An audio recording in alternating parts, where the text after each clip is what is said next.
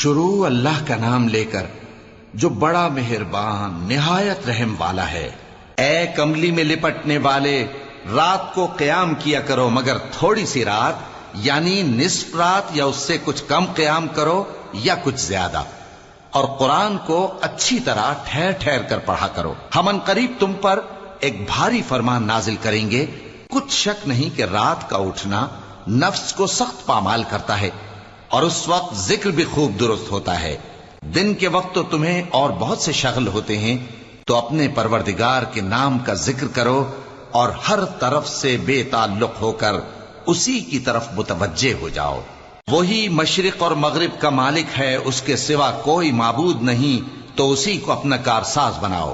اور جو جو دل آزار باتیں یہ لوگ کہتے ہیں ان کو سہتے رہو، اور خوبصورتی سے ان سے کنارہ کش رہو، اور مجھے ان جھٹلانے والوں سے جو دولت مند ہیں